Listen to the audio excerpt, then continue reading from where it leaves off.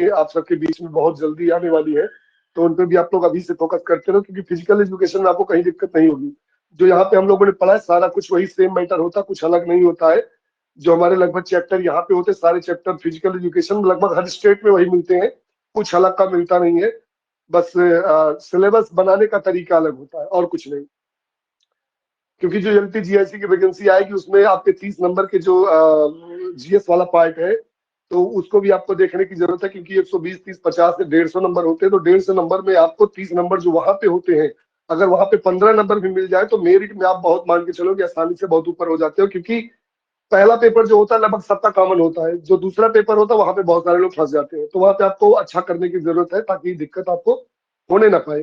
ठीक है, आइए आपको दिखाते हैं सिलेबस से पहले कि हम लोगों ने किन किन चीजों पे फोकस कर लिया और कहाँ पे हमको ज्यादा फोकस करने की जरूरत है, ताकि जो आप पढ़ रहे हो एक सिस्टमेटिक वे में आपको लगे कि हम लोगों ने इसको पढ़ लिया, यहाँ पे अब कोई हमको दिक्कत नहीं है।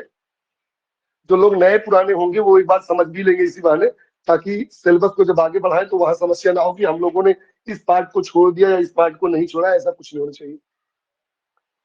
अगर बात करें हम किसी बेटा सिलेबस की बात करें,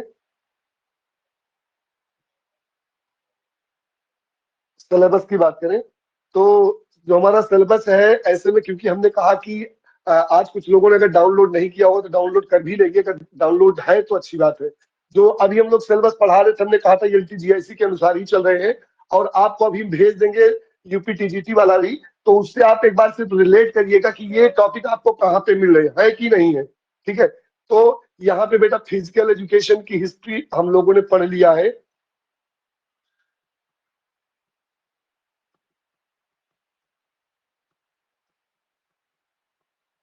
हिस्ट्री पहले पढ़ लिया था, अभी बीच में इसके हम लोग टेस्ट पेपर लगा रहे थे, और टेस्ट पेपर हमारा पूरी तरीके से कवर हो गया है। हमने अच्छे से लगा के क्लियर कर दिया है कि हमको यहाँ पे आता है, यहाँ पे कोई दिक्कत नहीं है।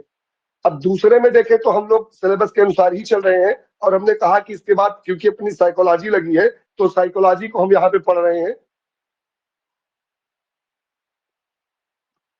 साइकोलॉजी को पढ़ रहे हैं, पढ़ने का मतलब है इसका टेस्ट का रिवीजन चल रहा है। 4 टेस्ट हमने दे दिए हैं, 11 टेस्ट पूरे बने हैं। तो अभी बीच बीच में इनको एक दिन और देंगे ताकि ये भी पूरी तरीके से खत्म हो जाए। बाकी इसका रिवीजन बाकी पढ़ाया नहीं, इसका टेस्ट भी हो गया है और एक बार स्टडी भी हो गई है।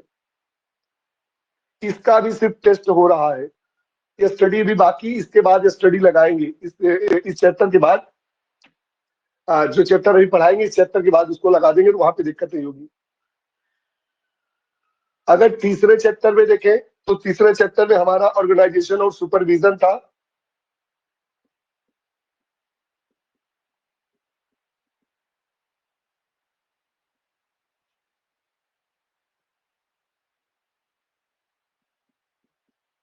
सुपरविजन था पूरी तरीके से, पढ़ तो हम लोगों ने लिया है, पढ़ा है, इसकी स्टडी हो गई है। अभी देखेंगे तो इसी में आपको इसका मिल जाएगा सारा कुछ मटेरियल।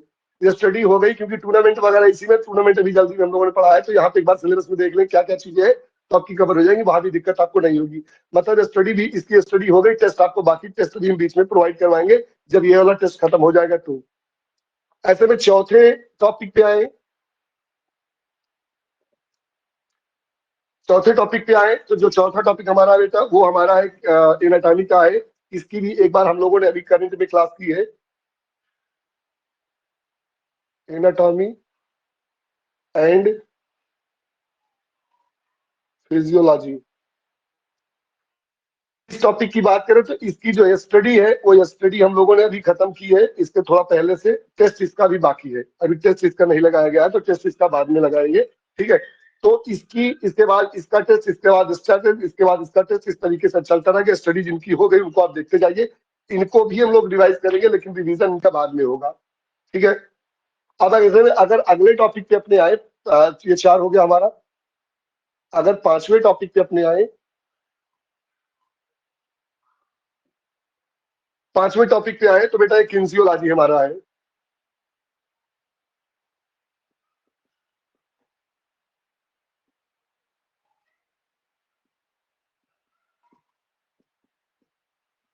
बायोमैकेनिक्स,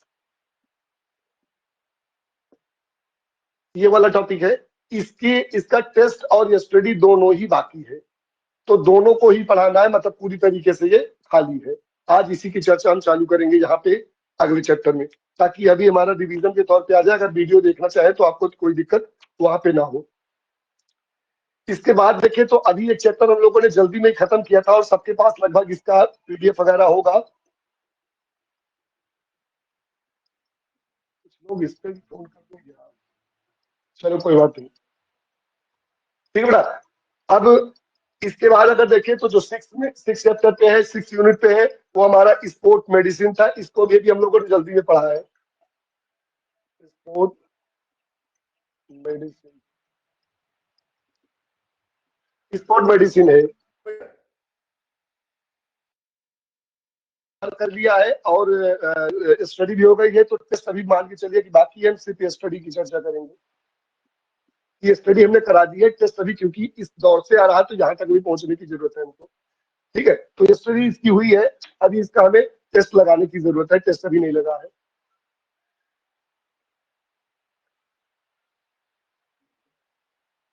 सातवें चैप्टर पे है बेटा, सातवें चैप्टर हमारा हेल्थ एजुकेशन है।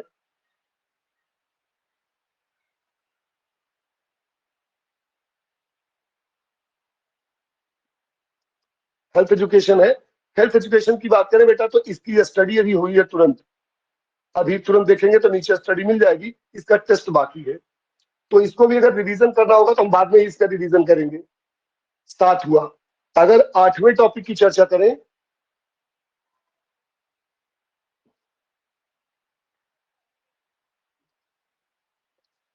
8वें टॉपिक की चर्चा करें तो 8वें टॉपिक में हमारा स्पोर्ट थ्योरी है एंड रूल्स। क्या है? Sport theory and rules. Sport theory and rules, ये पूरा अभी बाकी है। मतलब यहाँ पे मान के लिए कुछ नहीं पढ़ाया गया है, अभी पूरा का पूरा आपको दिखाने की जरूरत है, क्योंकि बिहार के अकॉर्डिंग चल रहा था तो बिहार में इसकी जरूरत नहीं, तो इसको हम लोगों ने पूरा छोड़ दिया था। तो एक बार इसको फिर से रिवाइज करने की जरूरत है, ताकि यहाँ से कोई दिक्कत ना हो। जितने भी स्पोर्ट्स है, लगभग 15 स्पोर्ट्स से लेके 17 स्पोर्ट्स है, उन 15 या 17 स्पोर्ट्स की चर्चा हम लोग यहाँ पे करेंगे। अगर 9वें टॉपिक पे है बेटा, जो हमारा 9वां टॉपिक है, तो स्पोर्ट ट्रेनिंग है। स्पोर्ट ट्रेनिंग, स्पोर्ट ट्रेनिंग, इसकी हम लोगों ने स्टडी भी कर ली है, इसका हमने टेस्ट भी पूरा कर लिया है। लेकिन फिर से भी टेस्ट एक बार दोबारा जब इस क्रम में आएंगे तो टेस्ट तक आपको पहुंचाएंगे हम, ठीक है। तो यहाँ पे किसी को कोई दिक्कत नहीं होनी चाहिए। अगर इंड में देखें तो एक चैप्टर और आपका बचता है, टेस्ट एंड मेजरमेंट, वो बिल्कुल ही छूटा हुआ चैप्टर है।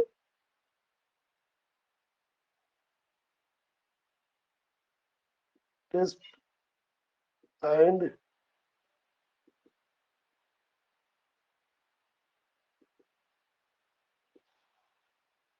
मेजरमेंट, ये हमारा 9वां चैप्टर था, ये हमारा 10वां चैप्टर है, ठीक है। ये पूरे आपके सिलेबस, ये अगर ये बात करें तो ये भी पूरे तरीके से छूटा चैप्टर है। तो पूरे जो छूटे चैप्टर है, एक आपका ये वाला है 8वां यूनिट, एक 10वां यूनिट और एक 5वां यूनिट। ये ऐसे चैप्टर है जिनकी चर्चा हम लोगों ने इस बीच में नहीं की है और इसकी चर्चा करने की आवश्यकता है। अगर यहाँ से हम लोग रिवीजन ना कर पाए या एक बार ठीक से इसको ना उठाए तो निश्चित रूप से कहीं ना कहीं समस्या बनी रहेगी। तो इसके बाद हम लोग कोशिश करेंगे कि उन्हीं चैप्टरों को उठाए जो चैप्टर बिल्कुल नहीं पढ़ाए गए हैं, ताकि इनको सिर्फ रिवीजन के तौर पर पढ़े और जो लास्ट आवर में लगे। तो जो चीजें हैं जैसे एनाटॉमी है तो एनाटॉमी को रिवाइज करें। ये अपना साइकोलॉजी है तो इसका टेस्ट अभी दिया है, स्टडीज की बाकी है, तो ये स्टडी में मान के चलो कि हमको ये स्टडी इसकी भी करनी है, ठीक है। तो यहाँ भी आपको आगे बढ़ाने की जरूरत है। ऐसे बेटा हम लोग किन्सियोलॉजी पे आते हैं जी। अब किसी को डाउट हो तो बोल दीजिए यहाँ पे। हेलो सर जी, बोर्ड तो थोड़ा सर सही कर दीजिए। सर जी जो कल का था, तो सर कल का जो था वो सब हो गया, प्रिंसिपल ऑफ ट्रेनिंग्स वगैरह जो बताया था आपने? हाँ हाँ हाँ, बिल्कुल बिल्कुल बिल्कुल, लास्ट में वही करवा के छोड़ा हूँ, लास्ट में वही करवा के आपको वहां पे मैंने छोड़ दिया है, ठीक है। अब नए सिलेबस में आना है किन्सियोलॉजी। इस सिलेबस को आप लोग जी टेस्ट एंड मेजरमेंट हेलो, लगा हुआ है तो कर दीजिए इसमें। हाँ नहीं, पहले स्पोर्ट्स आपको देखो 3 चीजें हमको पढ़ानी पहले, किन्सियोलॉजी, स्पोर्ट ट्रेनिंग और टेस्ट एंड मेजरमेंट। तो स्पोर्ट किन्सियोलॉजी और टेस्ट एंड मेजरमेंट ये जल्दी से पढ़ाने का हम प्रयास करते हैं दोनों को, ताकि ये दोनों खत्म हो जाए, उसके बाद हम आ जाए स्पोर्ट थ्योरी पे। ठीक है, ये 3 चैप्टर आते हैं, तो पहले किन्सियोलॉजी पे आऊंगा। बीच बीच में इसके जो एक एक इंपॉर्टेंट चीजें हैं, इंपॉर्टेंट मतलब जैसे बास्केटबॉल हुआ, इंपॉर्टेंट में जैसे आपकी टेनिस हुई, इंपॉर्टेंट में जैसे बैडमिंटन हुआ, वॉलीबॉल हुआ, या फिर जो और भी इसके अच्छे खेल हैं उनकी चर्चा करते हुए कबड्डी के साथ इसको पूरा करेंगे बीच बीच में। बाकी टेस्ट एंड मेजरमेंट के साथ इसको पढ़ाएंगे। ठीक है, किन्सियोलॉजी आप पढ़ लेंगे तो टेस्ट एंड मेजरमेंट भी पढ़ने में आसान हो जाएगा। ऐसे में एनाटॉमी के बाद, फिजियोलॉजी के बाद किन्सियोलॉजी और टेस्ट एंड मेजरमेंट पढ़ा जाए तो ज्यादा मजा आता है, लेकिन क्योंकि एनाटॉमी एक बार पढ़ा दिए हैं तो इसलिए इस पे चर्चा पहले होगी। ठीक है बेटा, चालू करें।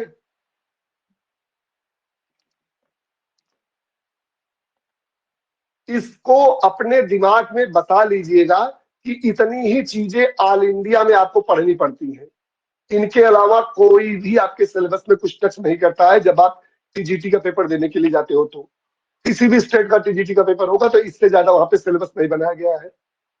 आगे बढ़े बेटा।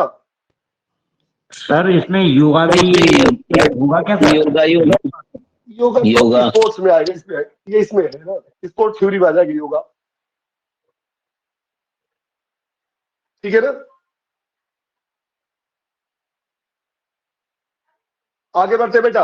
हम आपको कैंसोलॉजी पे लाते, यहाँ पे लाते हैं। ठीक है,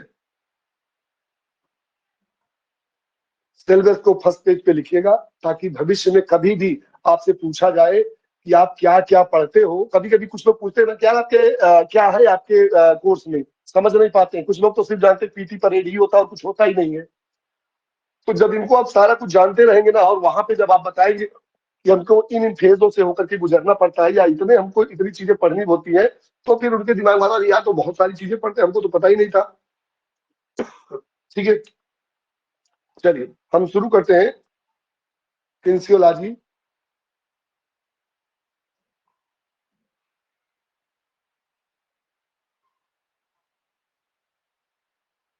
एंड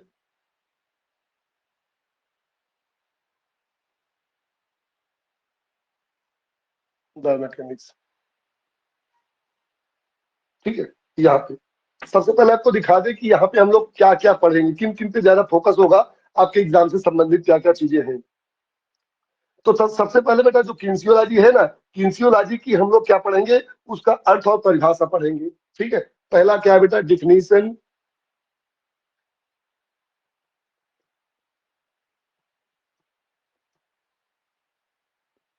डिफिनीशन क्या करेंगे, डिफिनीशन पढ़ेंगे और इसका मीनिंग है, डिफिनीशन एंड मीनिंग।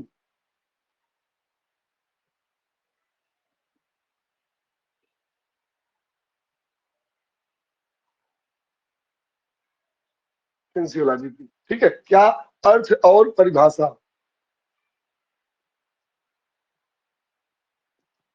परिभाषा के साथ अर्थ पहले चैप्टर में जानने का प्रयास करेंगे। इसका जो दूसरा चैप्टर बेटा वो है क्या, फंडामेंटल मूवमेंट इन बॉडी।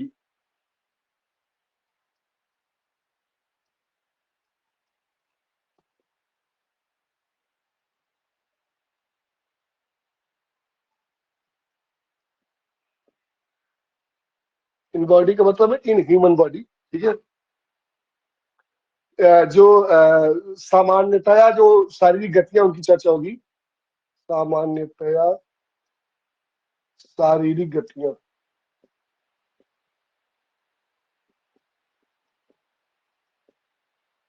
इनकी चर्चा होगी। तीसरे चैप्टर में आए structure and type of joints,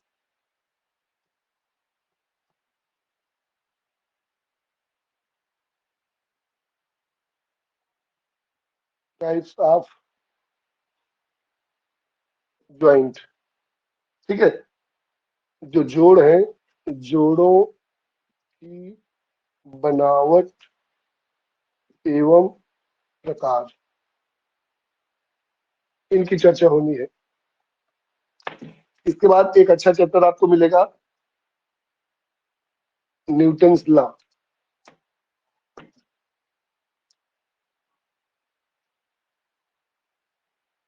Newton's law in motion, sorry of motion. क्या? न्यूटन के गति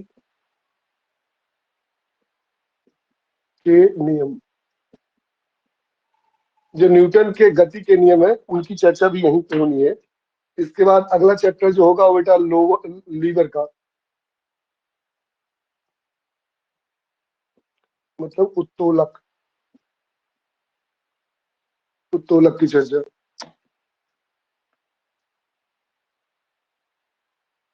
इसके बाद equilibrium, QUILI, equilibrium,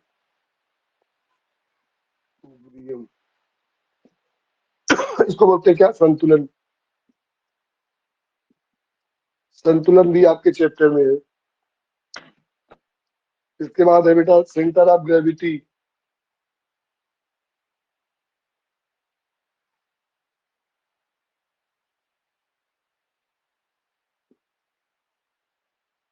centre of gravity Hindi में कहे तो गुरुत्वाकर्षण केंद्र, गुरुत्वाकर्षण।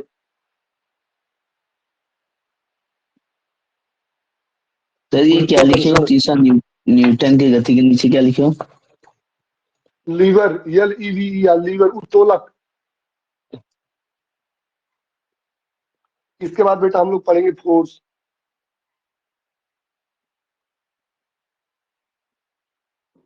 शक्ति बोलते हैं, शक्ति की चर्चा होगी, कितने प्रकार की शक्ति होती, कौन कौन सी होती है, सेंट्रीपिटल क्या है, सेंट्रीफ्यूगल क्या है, ये सारी चीजें। इसके बाद अगले चैप्टर में देखें तो प्लेन एंड एक्सिस,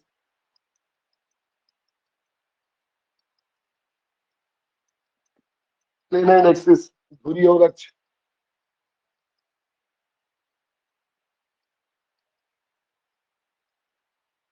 धुरी और अक्ष, इसी में आपको पढ़ना क्या जानते हैं बेटा? इसी में पढ़ना आपको फ्रिक्शन, फ्रिक्शन जिसे क्या बोलते हैं? घर्षण।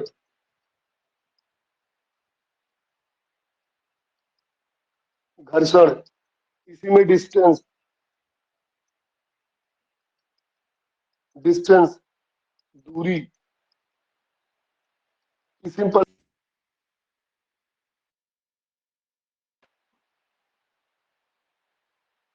डिस्प्लेसमेंट, विस्थापन,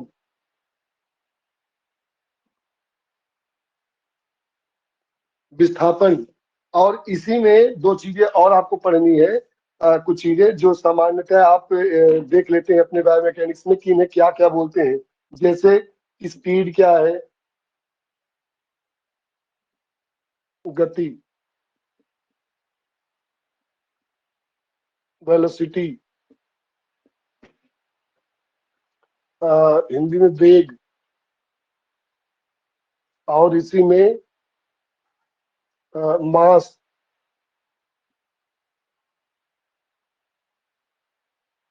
द्रव्यमान, इसी में वेट,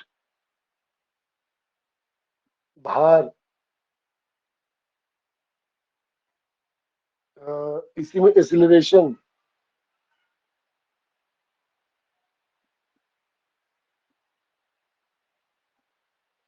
एक्सीलरेशन मतलब त्वरण, इसी में बैलेंस, संतुलन, संतुलन, और एयर प्रेशर,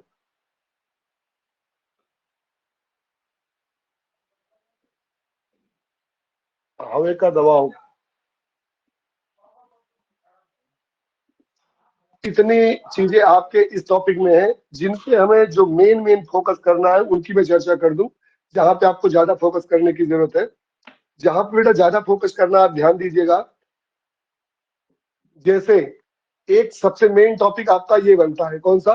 ये वाला फंडामेंटल जो मूवमेंट्स है, यहाँ से प्रश्न पूछे जाते हैं बहुत ज्यादा।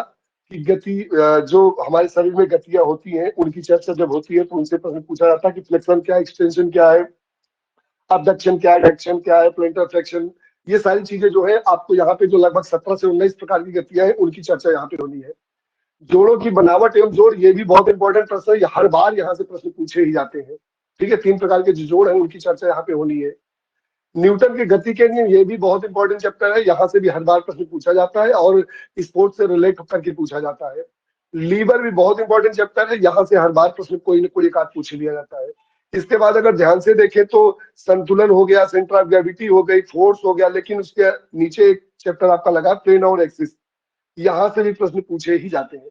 बाकी छोटे छोटे प्रश्न कभी कभी जो सामान्य चैप्टर इनसे भी आते हैं। तो हमें 4 चैप्टर पे 5 चैप्टर पे ज्यादा फोकस करना है, 1 2 3 4 और 5। मतलब क्या, fundamental movements, Newton's law, lever और साथ में आए तो प्लेन एंड एक्सिस, इन पे ज्यादा फोकस करने की जरूरत है हमको न्यूटन्स लॉ के साथ साथ।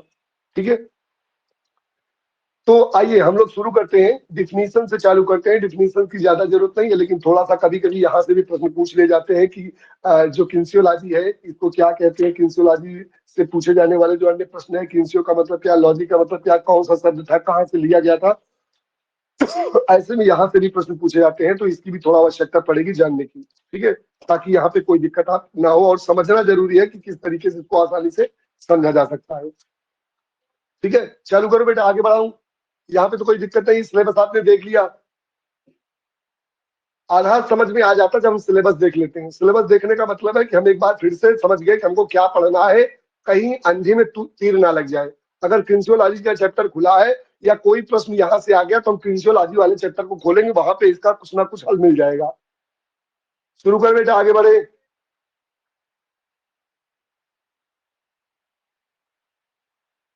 इसमें तो गुरुजी लग रहा है सब चैप्टर इसी में आ गया।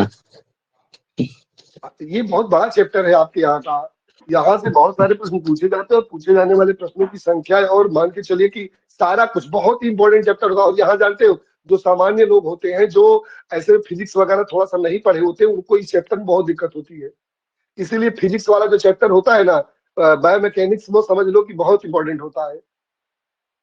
आप पता लगा कि सारे, देखिए जो हम ऐसे भी कहते हैं ना कि जो ज्यादा लोग नहीं पढ़े लिखे होते हैं, जो आपके सब्जेक्ट को नहीं जानते, उनको लगता है कि ये क्या पढ़ते होंगे, उनको लगता है यही खेल है और कुछ नहीं है। लेकिन जब आपको दिखाते हो कि ये भी चीजें हैं, तो उनके दिमाग में आता है, यार तो बहुत बड़ा चैप्टर है, ये तो देखते ही उनके चक्कर आ जाएगा। ठीक है, आइए शुरू करते हैं चैप्टर को। इसलिए हमने कहा था कि सबसे पहले चैप्टर के बारे में जानिए कि क्या क्या कहाँ पे है। अब जैसे अगर मैं थोड़ा सा कम भी पढ़ाऊँ ना, तो भी आपके दिमाग में आ जाएगा कि ये चैप्टर यहाँ का था और हमने पढ़ा है कि नहीं पढ़ा है, वो समस्या आपकी सॉल्व हो जाती है यहाँ से।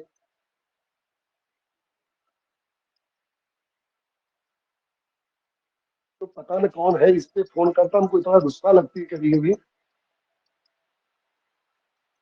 चलिए करने दीजिए, इनको एक दिन डांटना पड़ेगा समय से, ताकि ये दोबारा यहाँ पे फोन ना दिया करें।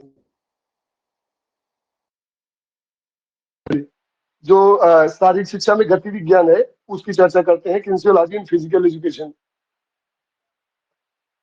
इन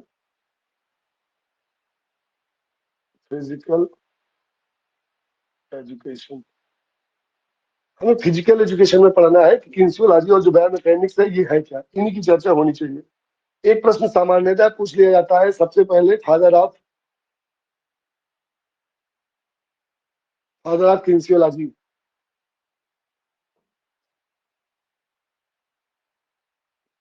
तो आपका नाम आता है अरस्तु।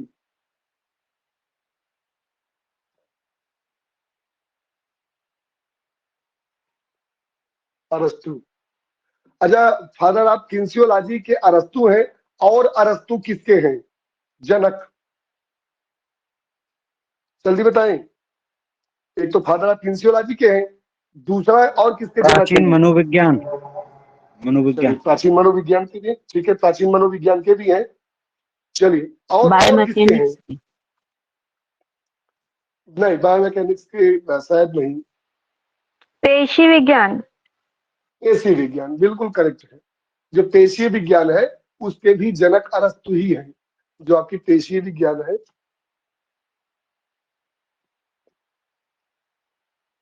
इसके भी अरस्तु ही हैं। और जो प्राचीन मनोविज्ञान है, इसके भी जो फादर है वो भी अरस्तु ही है। सर बायोलॉजी के भी अरस्तु हैं। हाँ, बायोलॉजी के भी अरस्तु आ जाएंगे। एक और आपके उसके अच्छा, तो बायोमैकेनिक्स के पिता कौन है? आर्किमिडीज। बुरेली। Alfonso Borelli. हाँ, जी जी अल्फांसो जी, बोरेली। बिल्कुल बिल्कुल बिल्कुल, बायोमैकेनिक्स।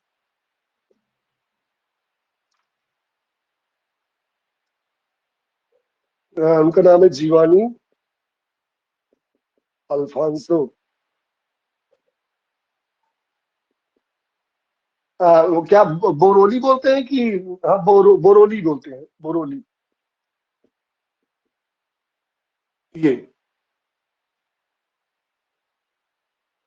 एक मैंने पिता का ही सिर्फ बनाया है कि मतलब फादर कौन कौन किसके हैं। एक क्विज बनी है, मैं बीच बीच में उसको कभी कभी डालता भी हूँ, ताकि कुछ क्वेश्चन अगर वहां से आ जाए तो लगभग 20 से 25 प्रश्न वहां पे हैं, उनको भी रिवाइज करे रहिएगा। कभी कभी यहाँ से ही प्रश्न पूछ ले जाते हैं, तो यहाँ पे कंफ्यूजन आप में ना होने पाए। ठीक है, चलिए किंसियोलॉजी की चर्चा करते हैं। सबसे पहले किंसियोलॉजी की।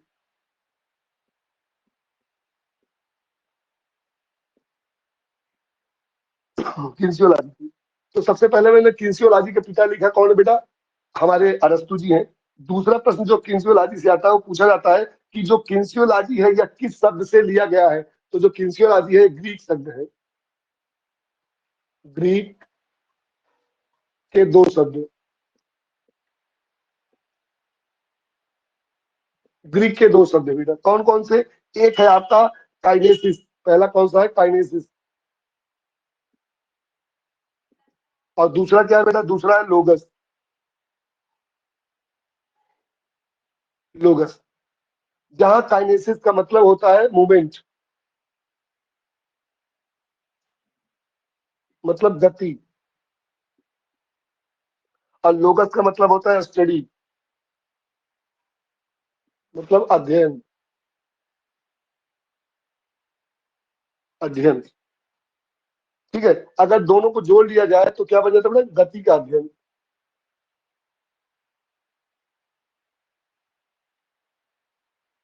अब एक प्रश्न यहाँ पे और आप लोग क्लियर कर लें, जो यूपीटीजीटी में शायद प्रश्न पूछा गया था कि किंसियोलॉजी निम्नलिखित किंसियोलॉजी है ऐसे करके प्रश्न था। गति का विज्ञान, जीवित प्राणियों के गति का विज्ञान, या समथिंग कुछ और। तो दोनों में से क्या सही माना गया है? गति का विज्ञान है, गति का अध्ययन है, या जीवित प्राणियों की गति का अध्ययन है? जीवित प्राणियों की गति का अध्ययन। जीवित प्राणियों का। देखिए आप क्लियर एकदम। सर ये वाला क्वेश्चन राजस्थान में पूछा गया था, उसमें गति का विज्ञान माना गया था सर। हाँ, सर गति का इसीलिए मैं कह विज्ञान रहा होगा हूँ, सर। हमने कहा इसलिए इस प्रश्न को थोड़ा सा जो डाउटफुल लोग हैं, क्योंकि ये प्रणाम कहीं सर, से मैं हो सुधीर सकता है गुप्ता। जी जी, सुधीर जी, सुधीर जी सर, जी। हाँ जी सर, इसका आंसर होगा गति का विज्ञान। राजस्थान पीटीआई 3rd ग्रेड में ये क्वेश्चन पूछा गया था सर। इसीलिए मैंने कहा कि जो लोग अभी भी कंफ्यूज हैं इस प्रश्न को लेकर के, वो थोड़ा सा अपने कंफ्यूजन को दूर कर लेंगे, क्योंकि कई किताबों में कई तरीके से ये क्वेश्चन बना दिया गया, इसलिए लोग बहुत कंफ्यूज हो जाते हैं। ठीक है, तो आप याद रखिएगा, गति का अध्ययन है ये, गति का विज्ञान है ये। ठीक है, जब किंसियोलॉजी की चर्चा होगी तो इसका जो शुद्ध रूप निकलेगा गति का विज्ञान।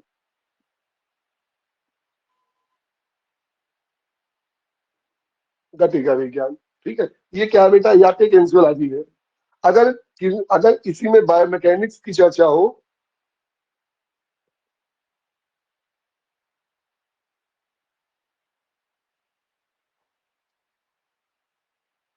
बायोमैकेनिक्स की चर्चा हो, जिसके जो खोजने वाले हैं उनको, उनका नाम है जीवानी अल्फांसो बोरोली, जिन्होंने इसका खोज की थी बायोमैकेनिक्स की। तो ऐसे में देखें तो दोनों में समझेंगे ना तो समझ में आ जाएगा। यहाँ अगर इसकी इसकी चर्चा की जाए कि जो आपका ये बायोमैकेनिक्स है, तो बायोमैकेनिक्स किससे लिया गया है? तो अभी ग्रीक शब्द है, और ग्रीक के दो शब्दों से ये भी बना है। वो दो शब्द कौन कौन से हैं? यहाँ भी दो शब्द हैं, क्योंकि एक बायो अलग है, मैकेनिक्स अलग है। क्या बेटा? यहाँ पे जो बायो है, अलग है और मैकेनिक्स अलग है। मैकेनिक्स अलग है। अगर बायो की बात करें तो लिविंग थिंग्स क्या है बेटा, ये लिविंग थिंग्स है। लिविंग लिविंग है मतलब कि जीवित या जीव, जो जीवित है या जो जीव है उसकी चर्चा क्या है, वो बायो है। और जो मैकेनिक्स है ये क्या बेटा, ये एक तरीके से कहा जाए तो ब्रांच ऑफ फिजिक्स।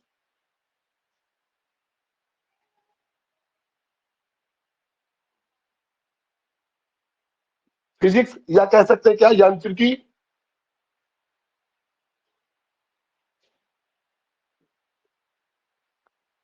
और ऐसे में दोनों को जोड़ लिया जाए तो जैव यांत्रिकी।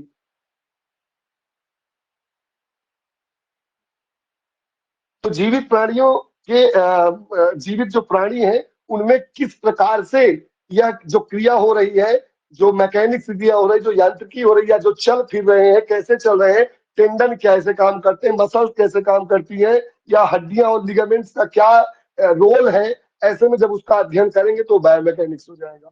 और सिर्फ जो गति का अध्ययन होगा वो क्या होगा, हमारे किनेसियोलॉजी होगा। जब जीवित की चर्चा करेंगे तो बायोमैकेनिक्स हो जाएगा, एक तरीके से कहा जाए तो। ठीक है, तो इन दोनों को समझे रहिएगा। इनमें ज्यादा क्वेश्चन यहाँ से आते नहीं है, बहरहाल यहाँ से ज्यादा क्वेश्चन इस तरीके के ऑब्जेक्टिव नहीं पूछे जाते, सिर्फ ये जानने के लिए था। तो ऐसे में जाने रहेंगे तो आई थिंक आवश्यकता ज्यादा पे नहीं होगी। अगर बात करें तीनों की चर्चा करना, एनाटॉमी, फिजियोलॉजी, तो सुनाई नहीं दे। आवाज तो ज्यादा कोई दिक्कत तो नहीं है ना? नहीं आ रही सर, वो तो मैं नेटवर्क का प्रॉब्लम थी। यही वाला बता देना सर, नीचे वाला बायोमैकेनिकल मिटा दिया बायोमैकेनिक्स बेटा आपने। बताया, बायो मीन्स जीवित होता है, मैकेनिक्स मीन्स यांत्रिकी होता है। तो जीवों में जो यांत्रिकी है उसी को बायोमैकेनिक्स कहते हैं।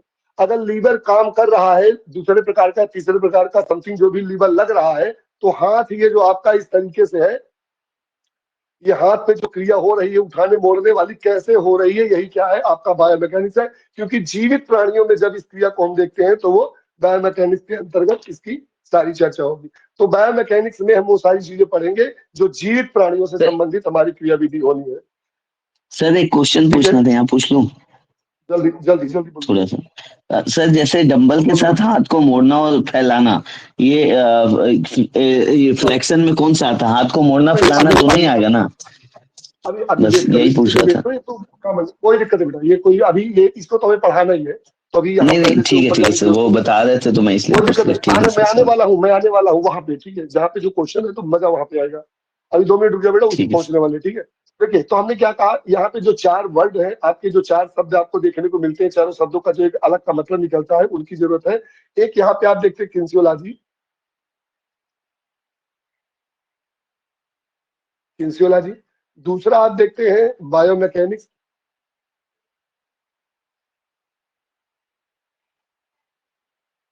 तीसरा आप देखते हैं एनाटॉमी। और चौथा देखते हैं फिजियोलॉजी। ये 4 वर्ड आपको कहीं ना कहीं किसी न किसी रूप में दिखाई दे ही जाते हैं। अगर एनाटॉमी की बात करें, सबसे पहले एनाटॉमी की चर्चा होनी चाहिए, क्योंकि एनाटॉमी ही अगर आपको पता होगा तो बाकी सारी चीजें धीरे धीरे ऑटोमेटिक पता होती जाएंगी। अगर एनाटॉमी की बात करें, कहते हैं एनाटॉमिकल पोजीशन या एनाटॉमी आपकी क्या है, कहने का मतलब क्या है, जो ऊपरी ढांचा दिखाई दे रहा है। एक ये हमने बॉडी देखा, हमने देखा कि यार इस बॉडी में 2 हाथ, 2 पैर, 2 आंख और 1 नाक, ये सब जो है ना, ये क्या है, ये एनाटॉमी मैंने बताई, एनाटॉमी मैंने बताई। तो कहने का मतलब ये है कि ये क्या है, चिकित्सा शास्त्र की वह शाखा है जिसके अंतर्गत क्या करते हैं, जिसमें शरीर की रचना तथा मानव के शरीर के अंगों का अध्ययन करते हैं, ऐसे भी बोल सकते हो आप। तो एक लाइन में यहाँ लिख दे रहा हूं ताकि समझ में भी आ जाए। चिकित्सा शास्त्र की वह शाखा जिसमें मानव शरीर की रचना एवं अंगों का अध्ययन किया जाता है। ये क्या है, हमने बताया कि ये एक शरीर है, इस शरीर को हमने देखा, इस शरीर को बता दिया कि ये शरीर ऐसा है, ये मैंने ऊपर की बाहर भी देखा, ये इसकी एनाटॉमी थी। अगर फिजियोलॉजी में जाए तो फिजियोलॉजी में थोड़ा सा अंतर हो जाएगा कि इनके अंदर जो कार्य हो रहे हैं, इनका हार्ट कैसे चल रहा है, इनका लंग्स कैसे चल रहा है, ब्लड वेसल्स कैसे दौड़ रही है, ब्लड की सप्लाई कैसे कैसे जा रही है, ये क्या है, ये बेटा हमारी फिजियोलॉजी है। इनके आंतरिक जो क्रिया विधि होनी है वो हमारी फिजियोलॉजी है। तो कह सकते हैं शरीर क्रिया विज्ञान की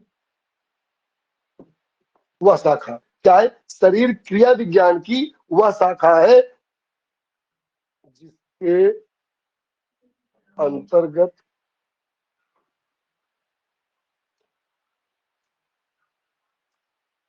प्राणी के सामान्य क्रिया विधि या कार्यों का अध्ययन होता है।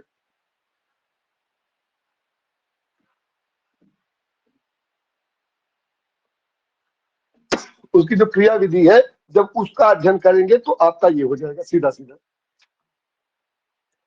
अगर बायोमैकेनिक्स में आए तो क्या होगा, ये एक तरीके से कहा जाए तो जो जीवित चीजों की गति या संरचना से संबंधित है, या कह सकते हैं कि यांत्रिक नियमों का जो अध्ययन करता है वही है। क्या बेटा, यांत्रिक नियमों का अध्ययन।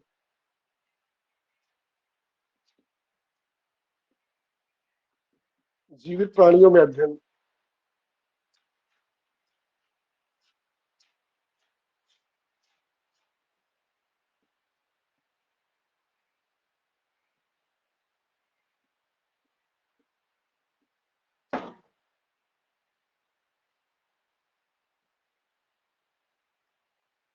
क्या है, जीवित प्राणियों में जो इसका अध्ययन होगा उसको कहेंगे। या कहने के लिए कह सकते हैं कि जो एक जीव है कैसे चल रहा है, कैसे दौड़ रहा है, या किस प्रकार से अपने आसपास की वस्तुओं से उसका जो संबंध है कैसे है, वह बायोमैकेनिक्स है। या कह सकते हैं कि जीव कैसे चलता है या अपने आसपास के वातावरण में कैसे बातचीत करता है। सर क्या बोल लिखेंगे यांत्रिक के बाद? यांत्रिक नियमों का जीवित प्राणियों में जो अध्ययन है एक तरीके से बायोमैकेनिक्स है। या कह सकते हैं कि जीव कैसे चल रहा है, अपने आसपास के जो अन्य चीजें उनसे कैसे तालमेल बैठा ले रहा है, या कैसे बातचीत कर रहा है, ये क्या है, ये बेटा एक तरीके से उसकी क्या है, ये उसकी बायोमैकेनिक्स है।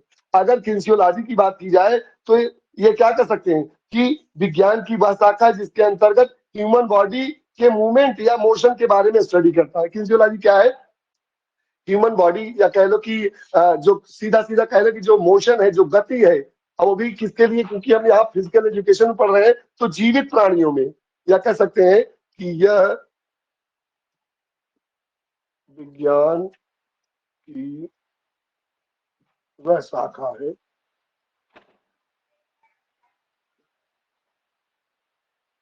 है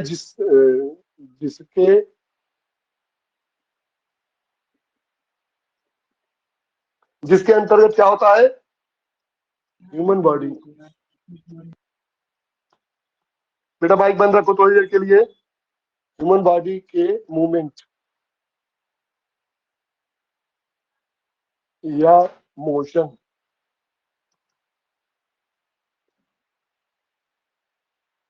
अध्ययन करता है। ये क्या है, हमारी किन्सियोलॉजी है। प्रश्न सही बताएं तो यहां से आपको नहीं मिलेंगे, यहां आपको सिर्फ जानना था कि हमें क्या पढ़ने वाले हैं। अब जिस टॉपिक पे हम पहुंचने वाले हैं वहां से आपको बाकायदा प्रश्न मिलेंगे और वहां से हर बार प्रश्न पूछे जाते हैं। 19 ऐसे वर्ड हैं जिनकी चर्चा आपको बीच बीच में कहीं ना कहीं मिली होगी, चाहे जो भी एग्जाम देने गए होंगे एक पॉइंट यहां से आपको जरूर मिल गया होगा। और वो कैसा हो सकता है बेटा, ये देखते हैं। जो 19 टाइप के मूवमेंट है, पहला ही टॉपिक इसमें था ह्यूमन बॉडी के जो मूवमेंट है उनकी चर्चा होनी थी। तो ऐसे में जो पहला ही मूवमेंट है fundamental movement in human body. देखिए यहाँ पे क्या क्या मिल सकता है। नंबर 1 फ्लेक्शन, नंबर 2 इसी का उल्टा करेंगे एक्सटेंशन, और दोनों को एक साथ जानेंगे तो ज्यादा अच्छा होगा। ठीक है, फ्लेक्शन का मतलब होता है मोड़ना, मोड़ना। एक्सटेंशन का मतलब होता है फैलाना, फैलाना। ऐसे में जब हाथों को मोड़ा जाता है तो फ्लेक्शन है, जब फैलाया जाता है तो एक्सटेंशन है। कह सकते हैं जो हिंज ज्वाइंट है, जैसे ये हिंज ज्वाइंट है, हिंज ज्वाइंट के जोड़ का कम होना क्या है, फ्लेक्शन है। कभी कभी सामान्य प्रश्न पूछा, कभी कभी थोड़ा सा कुछ लिख के पूछता है कि जब जोड़ों के कोण कम होते हैं तो ऐसे में किस प्रकार का मूवमेंट वहां देखा जा सकता है। तो यहाँ क्या बेटा, जोड़ों के कोणों का कम होना।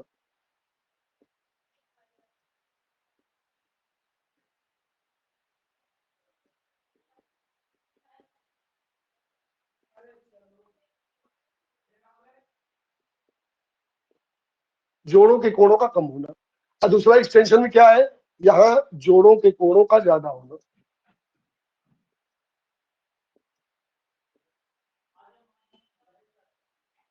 अधिक होना।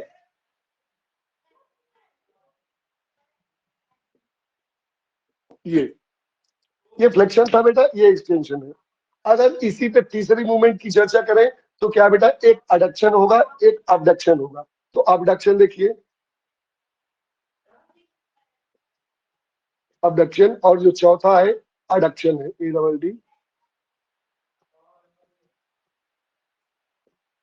यहाँ पे आपको देखना है अडक्शन और अबडक्शन को। तो यहाँ पे हम क्या एक की पकड़ते हैं, add, ADD add. Add means होता है जोड़ना, ऐड का मतलब होता है जोड़ना। तो एक्सटेंशन में बोलिए। 180 डिग्री से ऊपर चला जाएगा क्या? नहीं, देखिए अगर आप एक्सटेंशन कर रहे हैं 180 डिग्री के अगर ऊपर चला गया तब तो वो आपका हाइपर में चला जाएगा, उसको हाइपर एक्सटेंशन बोलेंगे। एक्सटेंशन में सिर्फ क्या है, जितना जोड़ खुल सकता है उतना ही खुलेगा। आप अधिक खोलने का, जैसे मान लो अंगुली है, ये मैंने मोड़ दिया, ऐसे कर दिया, ये ऐसे कर दिया, ठीक है, और फैलाए तो ऐसे फैल गई, ऐसे सीधी हो गई। अब अगर आप चाहते हैं कि इतने के बाद भी अगर कुछ करें तो वो क्रिया क्या होगी, मान लो हमने ऐसे रखा, इसको ऐसे दबा दिया, ऐसे कर दिया, तो जोड़ों के कोण क्या हुआ, अधिक से अधिक, मतलब 80 डिग्री से 180 से डिग्री ज्यादा खुल गए। अगर 180 डिग्री से ज्यादा खुले तो हाइपर में चला जाना, उसको हाइपर एक्सटेंशन बोलेंगे। समझ आया कि नहीं? अभी चर्चा होगी, हाइपर की भी चर्चा यस होगी। Sir, yes sir. अभी हाइपर की भी चर्चा हम लोग करेंगे, आगे करेंगे, वो भी आपके इसमें है। आप पहले सामान्य देख लीजिए, फिर आपके जो प्रश्न वाले टाइप के कुछ अलग कंफ्यूजन वाले प्रश्न, उनकी भी चर्चा होगी। और कहीं पूछा गया प्रश्न होगा तो उसको भी आप लोग बोलिएगा, तो कहीं ना कहीं एक सोल्यूशन आपको मिलेगा और डिबेट के माध्यम से सबको क्लियर हो जाएगा। ठीक है बेटा। अब देखिए, अबडक्शन है और अडक्शन। अडक्शन में ऐड मींस जोड़ना होता है। हमने क्या कहा, बॉडी जो शरीर एक है, मान लो ये ह्यूमन बॉडी है, ह्यूमन बॉडी है ये, उसके हाथ है, ठीक है।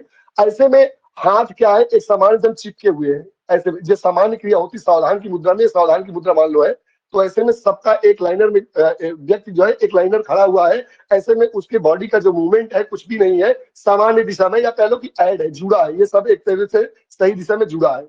लेकिन जब इसमें कोई विस्तार का काम करेंगे, कुछ खोलने का काम करेंगे, तो ये जो हाथ है ना, वो थोड़ा सा दूर जाएगा, ऐसे चला जाएगा। मान लो यहाँ कर दिया तो ये दूर चला गया, दूर गया है। कहा, हमारी ये मिड लाइन है, बॉडी की क्या है, मिड लाइन है, नाभि के बगल से निकल रही है, ये मिड लाइन है, ठीक है। या कह सकते हो कि जब बॉडी को दो भागों में बांटते हैं, और कैसे बांटते हैं, दाहिने और बाएं, तो ऐसे में side to side sagittal plane होता है, तो साइड टू साइड जब बढ़ता है तो ऐसे में चलो बॉडी से जब दूर जा रहा है तो मिड लाइन में दूर चला गया।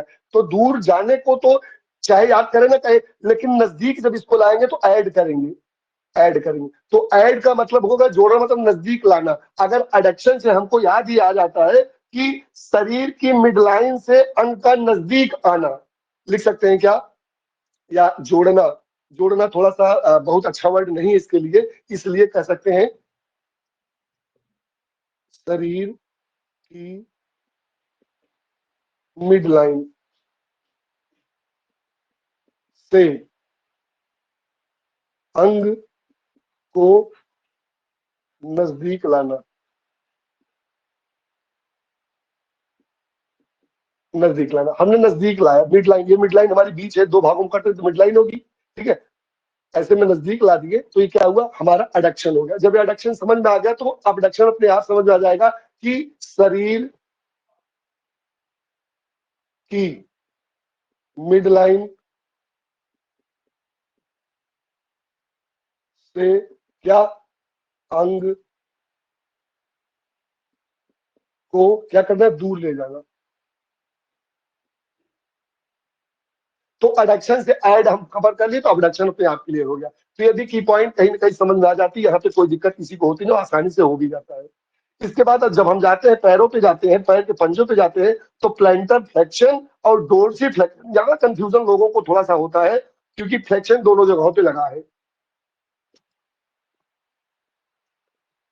प्लैंटर फ्लेक्शन और छठवा डोर्सी।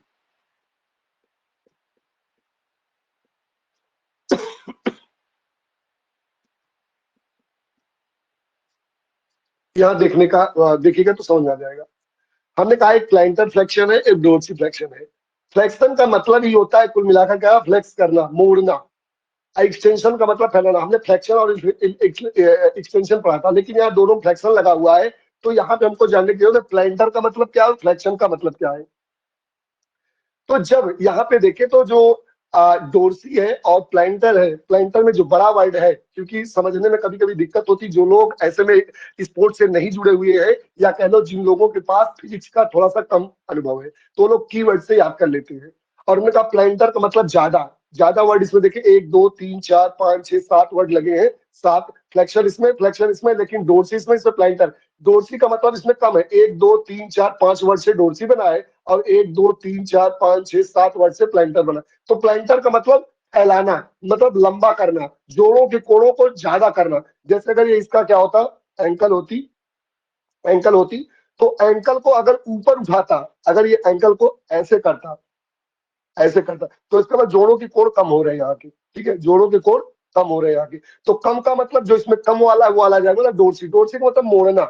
अब प्लैंटर का मतलब अधिक करना, विस्तार करना। और जब हम पैरों को इस तरीके से फैला करके जमीन की तरफ ले जाते हैं, जमीन की तरफ, इसको पंजों को जमीन की तरफ ले जाते हैं, तो क्या होगा, तो हमारा क्या होगा, प्लैंटर फ्लेक्शन होगा। लेकिन जब हम जो हमारा एंकल है या कह लो जो हमारी ये पैर की अंगुलियां हैं, उनको कहाँ ले जाने का प्रयास करते हैं, हमारे पैरों के नजदीक। पैरों के नजदीक का मतलब है कि ऐसे में सिम के नजदीक लाने का जब काम करते हैं, उसको उठा करके यहाँ लाते हैं, सिम की तरफ लाते हैं, सिम की तरफ जो खींचते हैं। सिम मतलब ये सिम आपकी नरोही जिसको बोलते हैं, या कहा जाए तो ऐसे में टीबिया और फिबुला है, तो ये टीबिया, जो टीबिया बोल के एक प्रश्न कभी एक बार पूछा भी गया था, जब पैरों को, पैर के अंगूठों को टीबिया की तरफ खींचा जाता है या टीबिया की तरफ लाया जाता है, तो उस मूवमेंट को क्या कहते हैं। तो मूवमेंट आपका बेटा क्या है, डोर्सी है, क्योंकि कम हो रहा है। तो हमको समझना है यहाँ पे कीवर्ड की तरह, ताकि कभी भी ये गलती आपसे ना हो। तो प्लैंटर और डोर्सी में अंतर यही आप समझे रहेंगे, दिक्कत नहीं होगी। बाकी आप किसी भी तरीके से इसको याद कर सकते हैं। तो यहाँ पे बेटा क्या है, पैर के पंजे को जमीन की तरफ खोलना या ले जाना।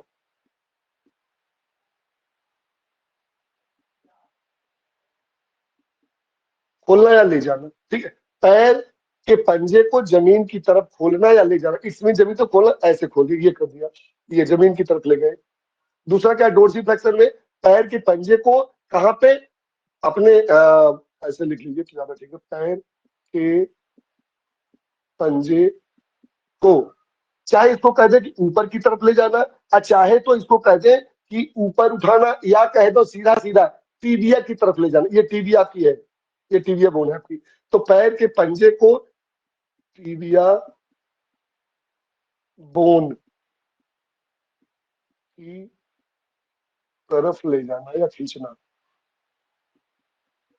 अब उसको आप चाहे जैसे भी याद कर लो, कोई दिक्कत नहीं होगी। ऊपर की तरफ ले जाना, नीचे की तरफ ले जाना, या टीवीए की तरफ ले जाना, जमीन की तरफ ले जाना, वो आपके ऊपर डिपेंड करता है आपने कैसे याद किया है। ठीक है, तो वहां पे दिक्कत आपको नहीं है, क्योंकि कीवर्ड मैंने बता दिया है, तो कीवर्ड आपको समझ में आ जाएगा, तो दिक्कत नहीं होगी। 6 हो गया बेटा। 7वां और 8वां भी देख लेते हैं। अगर 7वीं चर्चा करें बेटा, तो हमारा जो इन्वर्जन है और इवर्जन है उसकी चर्चा होगी। हेलो, माइक अगर थोड़ा गुरुजी। या तो भूले या जी, खुश रहिए खुश रहिए। सर एक इसमें एक कीवर्ड और है सर, प्लांटर में।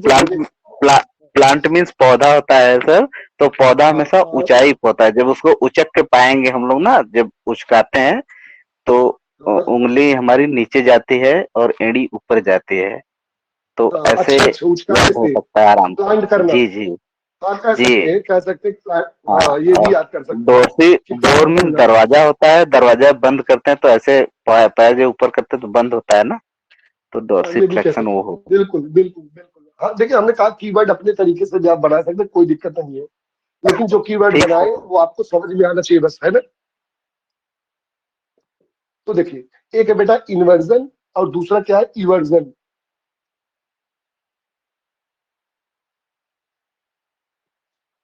यहाँ पे ध्यान दें, कभी कभी तो सामान्यतः पूछा जाता है कि ये जो मूवमेंट है कहाँ पे होते हैं, इसलिए भी आपको ध्यान देने की जरूरत है।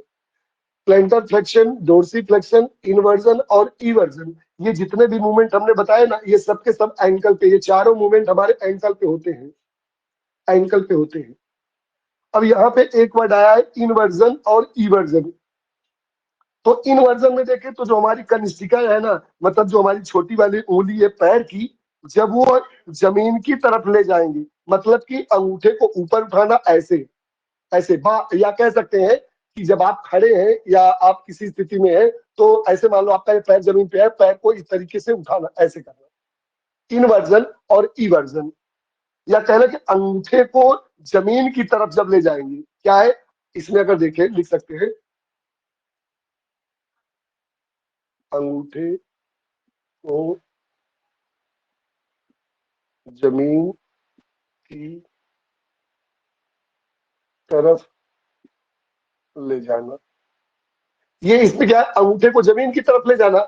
ऐसे में लिख सकते हैं अंगूठे को आसमान की तरफ ले जाना, एक ही हो सकता है, ऐसे भी।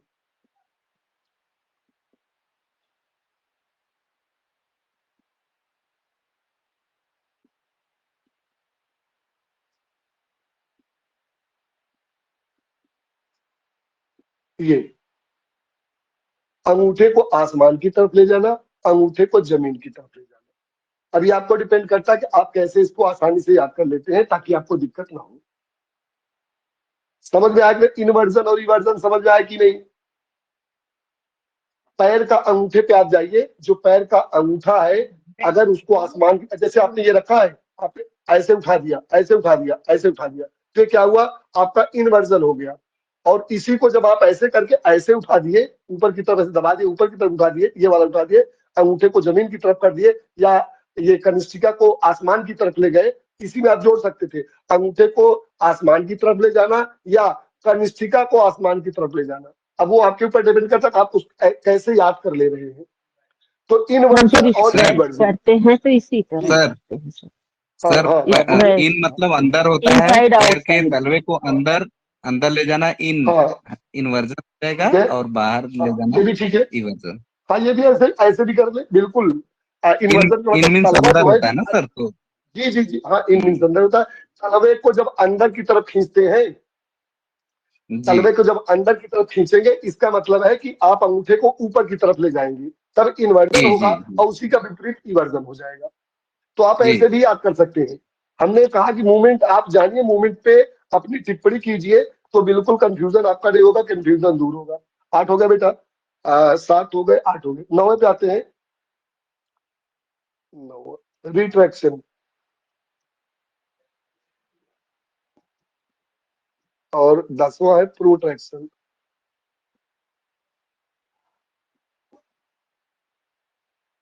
रिट्रैक्शन और प्रोट्रैक्शन, यहाँ पे आपको देखने की जरूरत है। कभी कभी यहाँ पे चेस्ट की बात की जाती है और कंधे की बात की जाती है, चेस्ट और कंधा। या कभी कभी चिन्ह की बात की जाती है। चिन्ह में जो ठुड्डी होती है ना, ठुड्डी पे भी पूछा जाता है। तो आपको ये जानने की जरूरत होगी कि आप कह क्या रहे हैं, क्या लेना है। वो जैकेट वहां पे गाड़ी में। रिट्रैक्शन और प्रोट्रैक्शन, हमने कहा रिट्रैक्शन की जैसे देखिए ऐसे में प्रोटेक्ट की बात करें, अगर प्रो से याद करें कि ये अगर याद कर ले कि चेस्ट पे क्रिया हो रही, कहाँ पे हो रही, चेस्ट पे हो रही है, चेस्ट और कंधे की क्रिया है। तो जब आप याद करें कंधे को आप आगे खींचते हैं तो चेस्ट ऑटोमेटिक पीछे चला जाता है, और जब चेस्ट को आगे खींचेंगे तो कंधा पीछे जाएगा। ये आप बाखूबी जानते हैं और ये आप आसानी से देख भी सकते हैं, यहाँ पे आपको कोई समस्या नहीं होती है। इसलिए इस टॉपिक को याद करते समय इसको अपने ऊपर जब ले जाएंगे तो आपको अच्छा लगेगा। हमने कहा अगर कंधे पे क्रिया हो रही है तो कंधा मतलब ऐसे हमने किया, आगे की तरफ किया। जब कंधा आप आगे करते हैं तो चेस्ट पीछे की तरफ जाता है, और जब चेस्ट पीछे की आगे की तरफ खींचते तो कंधा पीछे की तरफ जाता है। अब पूछ क्या रहा है आपको ये बताने की जरूरत होगी, ठीक है। आइए देखते हैं, अगली क्रिया ठुड्डी पे आएगी। तो देखिए हमने कहा कि जब रिट्रैक्शन की चर्चा होगी, किसकी, रिट्रैक्शन की चर्चा होगी, तो चेस्ट बाहर होगा, कंधा पीछे होगा। यहाँ पे क्या होगा, चेस्ट बाहर एवं कंधा पीछे जाएगा। याद रखिएगा हमने कहा रिट्रैक्शन जब करेंगे तो चेस्ट बाहर आएगा, ऐसे आएगा, और कंधा ऑटोमेटिक पीछे चला जाएगा। और जब प्रोट्रैक्शन करेंगे तो इसी को उल्टा हो जाएगा, तो चेस्ट क्या होगा, अंदर होगा, चेस्ट अंदर एवं कंधा आगे बाहर।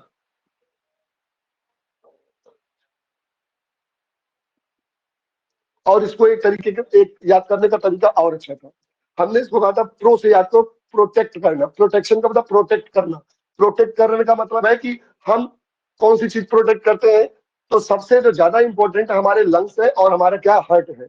अगर कोई हमको मारना चाह रहा है किसी चीज से हमारे चेस्ट पे, तो हम कंधा आगे की तरफ खींच देंगे और क्या करेंगे, अपने ये जो हमारा चेस्ट है इसको प्रोटेक्ट करेंगे। हमने कहा कोई हमको मारने के लिए आ रहा है, यहाँ मारना चाहता है और लग जाएगा तो मान लो हमारी पसली वगैरह टूट सकती है, तो हम क्या करेंगे, इसको प्रोटेक्ट करेंगे। प्रोटेक्ट कैसे करेंगे, कंधे को आगे बढ़ा देंगे, कंधे को आगे बढ़ा देंगे, चेस्ट थोड़ा पीछे चला जाएगा, तो मतलब प्रोटेक्शन हुआ, इसका प्रोटेक्ट हुआ, ये प्रोटेक्शन है। और उसी का उल्टा करें तो ये रिट्रैक्शन है। तो हमने क्या किया, इसको प्रोटेक्ट किया, प्रोटेक्ट कर लिया ऐसे, तो आ गया कि कंधा आगे खींचा और चेस्ट पीछे गया, ये क्या है, प्रोटेक्शन है। और रिट्रैक्शन का मतलब ऐसे किया, चेस्ट को आगे खींचा और कंधा पीछे चला गया, ठीक है। तो याद करते समय आप इसको जब अपने ऊपर फॉलो करेंगे तो ये भी बहुत आसानी से याद होता है, कहीं कोई दिक्कत नहीं होती है। रिट्रैक्शन और प्रोटेक्शन, ठीक है। आगे आइए, 9 हो गया, 10 हो गया, 11 हुआ, 11 और 12। 11 में देखिए तो एलिवेशन है, एलिवेशन है और डिप्रेशन है। ये भी बहुत आसानी से याद हो जाता है। क्यों याद हो जाता है, क्योंकि एलिवेशन और डिप्रेशन देखे, डिप्रेस का मतलब कहते हैं बहुत डिप्रेस है, मतलब दबाव में है, तो दबाना, ये भी कंधे से संबंधित है। ये जो चारों क्रिया हमने बताई ना, ये चारों क्रियाएं कंधे से है, कंधे से है, कंधे से इनको लिया जाता है, या तो चिन्ह से लिया जाता है। किससे लिया जाता है, या तो चिन्ह से लिया जाता है। अगर यहाँ पे देखें तो अब जैसे अभी तक क्या था, अभी तक हम लोगों ने देखा कि रिट्रैक्शन और प्रोटेक्शन में, रिट्रैक्शन और प्रोटेक्शन में हम लोगों ने क्या किया, हमने कहा ऐसे आगे ऐसे पीछे, रिट्रैक्शन प्रोटेक्शन। हमने क्या, प्रोटेक्ट किया, प्रोटेक्शन हुआ, इसको कर दिया, रिट्रैक्शन हुआ। अब क्या हुआ, इसको ऊपर करना और इसको नीचे करना। तो दो चीजें होती हैं, जब ठुड्डी को नीचे, ये जो हमारी चिन्ह है ना, चिन्ह को जब नीचे ले आते ऐसे करते तो कंधा ऊपर जाएगा, ये किए, कंधा ऊपर गया, चिन्ह नीचे आई। और जब इसको दबाए डिप्रेस किए तो चिन्ह ऊपर गई, कंधा नीचे गया। तो डिप्रेस मीन्स दबाना, ये क्या है, डिप्रेस किया, एलिवेट किया। एलिवेट मीन्स उठाना होता है, कंधे को उठाना, कंधे को दबाना। Elevation depression, elevation depression, elevation depression. अब एलिवेशन में यहां से देखिए, एलिवेशन मतलब ठुड्डी नीचे आई, कंधा ऊपर गया। हम अब ठुड्डी से लेंगे, ठुड्डी मीन चिन्ह से लेंगे। चिन्ह का नीचे आने का मतलब है क्या है, एलिवेशन है। चिन्ह का नीचे आना एलिवेशन है, और चिन्ह को ऊपर ले जाना क्या है, डिप्रेशन है। तो अब दोनों जगहों पे जब भी प्रश्न पूछे जाएंगे तो आपको ध्यान देने की जरूरत है कि आसानी से आपके दिमाग में आ जाए। कीवर्ड याद हो गया तो कभी ये आपसे भूलता नहीं है और याद करने में बहुत आसान भी हो जाता है। ये तो ऐसे भी आसान है, लेकिन जब इसको कंधे पे लेंगे तो कंधे पे लेंगे एलिवेशन डिप्रेशन तो समझ में आएगा।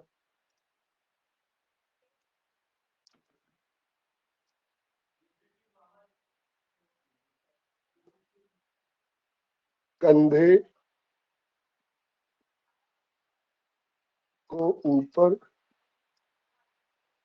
ले जाना, कंधे को ऊपर ले जाना एलिवेशन, कंधे को नीचे लाना ले आना डिप्रेशन। अब इसी पे या तो इससे पूछता है, ये पिछली बार जब प्रश्न पूछा गया था चिन्ह से पूछा गया, तो हमने कहा कंधे को जब ऊपर ले जाएंगे तो चिन्ह नीचे आएगी, चिन्ह को नीचे लाना, नीचे लाना। इसमें क्या है, चिन्ह को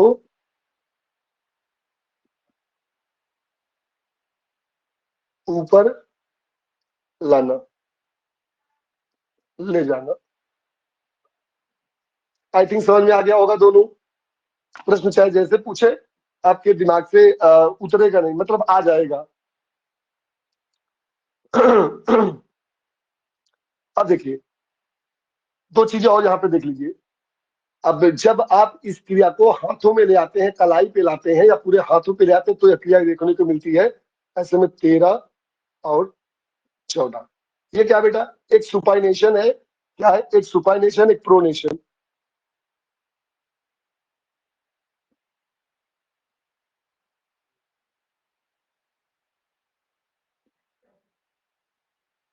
सुपाइनेशन और प्रोनेशन। प्रोनेशन को समझे, प्रोनेट, जब इसमें जाएंगे मांसपेशियों पढ़ेंगे ना, तो एक प्रोनेटर करके मसल होती है, एक सुपिनेटर करके मसल होती है, जो हमारे अग्रबाहु में पाई जाती है, जिनकी वजह से जो ये हाथ होते ना, ऐसे और ऐसे करने में सहायता मिलती है। इसी से ये आपकी वो भी जुड़ी हुई है, क्या मूवमेंट जुड़ी है। सुपर या कह लो सुपिनेशन, सुपाई का मतलब है लेटना।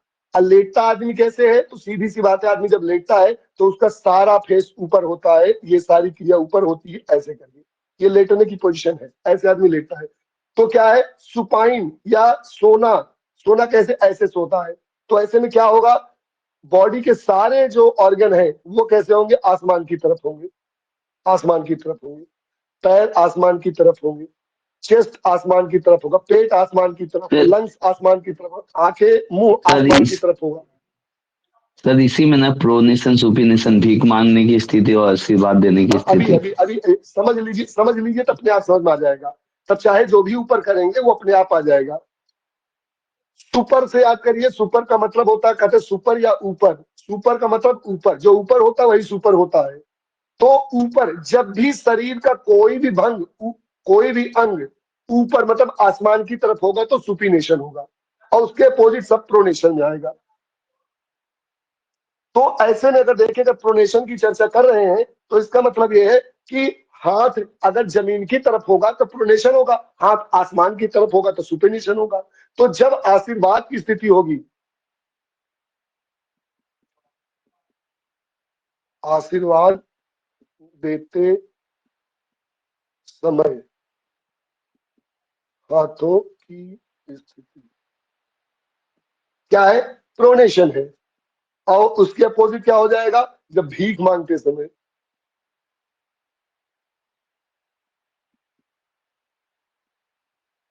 भीख मांगते समय हाथों की जो स्थिति है वो क्या है, सुपिनेशन है।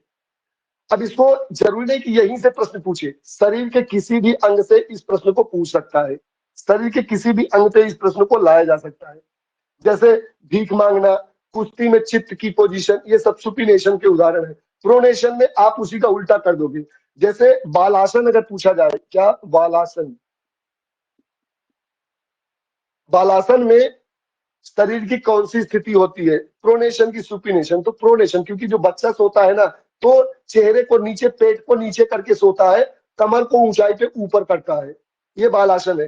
लेकिन अगर कुश्ती में चित्त की पोजीशन को देखें, चित्त की पोजीशन,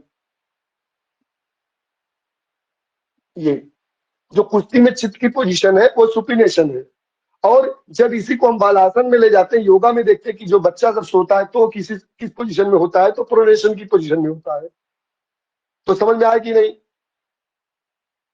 प्रोनेशन और सुपरनेशन। आगे आइए, दो चीजें और देखते हैं पहले, 13, 14, 15, 16।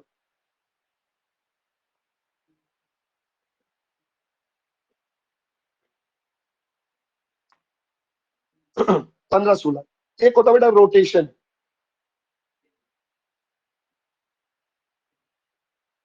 रोटेशन होता है। रोटेशन का मतलब क्या होता है? रोटेशन का मतलब है जब आपके अंगों की गतिविधि 180 अंश तक हो। 180 अंश तक जब आपके किसी भी मूवमेंट में 180 डिग्री के अंदर हो या 80 डिग्री तक खुल रहा हो, ऐसे में रोटेशन है। जैसे मान लीजिए जब कदम ताल करते हुए आगे की तरफ हमारे जवान बढ़ते हैं तो उनके जो हाथों की स्थिति होती है, यहाँ मान लो कंधा है, ये आपका हाथ लटका हुआ है, ये हाथ यहाँ से आएगा यहाँ तक और यहाँ से आएगा यहाँ तक, ऐसे ऐसे लौटता है, ऐसे आएगा ऐसे लौट जाएगा। ये क्या बेटा? ये रोटेशन की स्थिति है।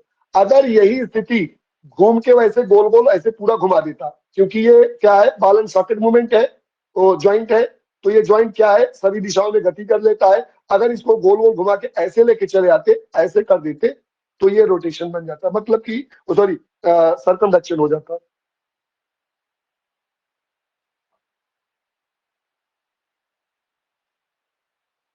सर्कमडक्शन क्या बेटा? 360 अंश।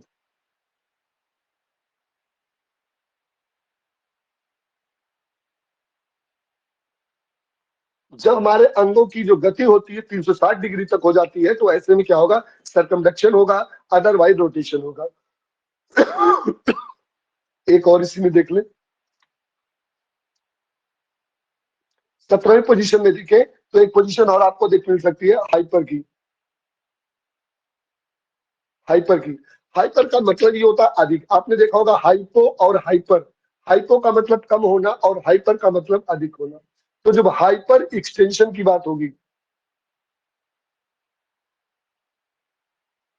एक्सटेंशन की बात होगी, तो इसका मतलब ये हुआ, एक्सटेंशन आपने पढ़ा था ना, जोड़ों के कोणों का अधिक होना। अधिक होना मतलब जिस स्थिति में थे उससे बढ़ गए थे, या सीधा से कह सकते थे कि हाथों का फैलाना। लेकिन हाथों को फैलाने के बाद अगर पैसिव फ्लेक्सिबिलिटी वाली क्रिया की जाती तो एक्टिव नहीं, पैसिव, एक्टिव हो ही नहीं पाएगा, पैसिव ही होगा, क्योंकि किसी की सहायता लेनी पड़ेगी जब आपके अपने जोड़ों को 180 डिग्री से ज्यादा खोलना होगा। तो यहाँ आपको लिखना होगा जोड़ों के कोणों का, जोड़ों के कोणों का उनकी गति सीमा से अधिक खोलना, उनकी गति सीमा से अधिक।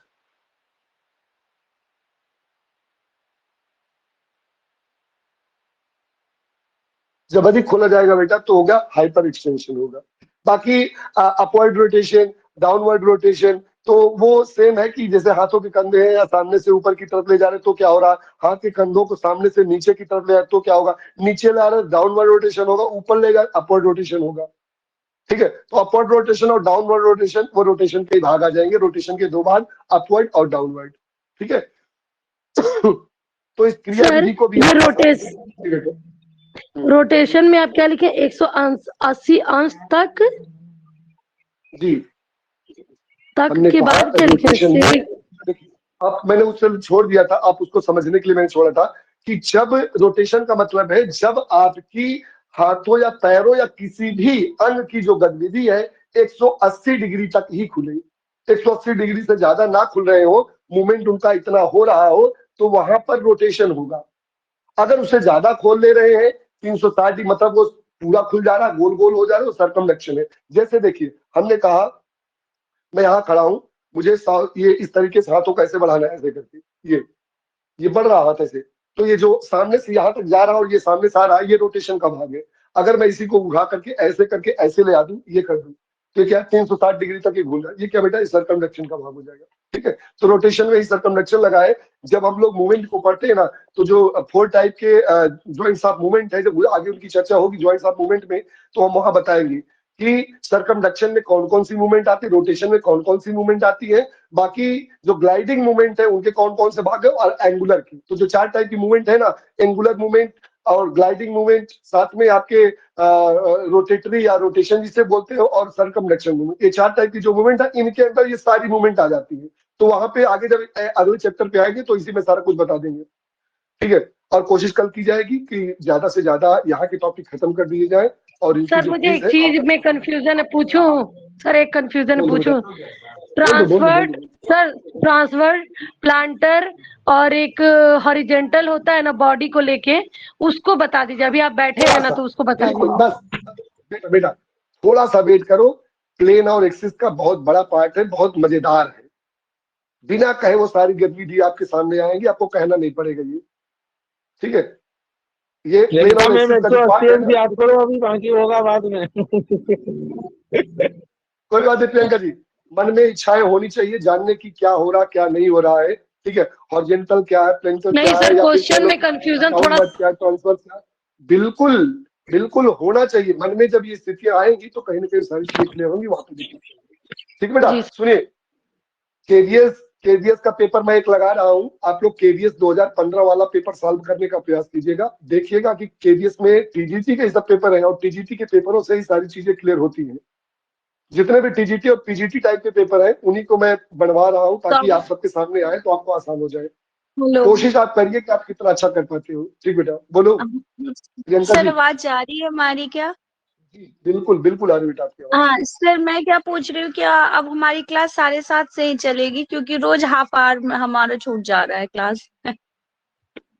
जी सर, बिल्कुल सही ऐसे में कहा। कुछ तो कोई क्या दिक्कत है, क्या कुछ समस्या होती है क्या? नहीं सर, मेरे को दिक्कत नहीं है, बस कंफर्म होना चाह रही थी कि बस 7:30 से मैं रेडी रहूंगी।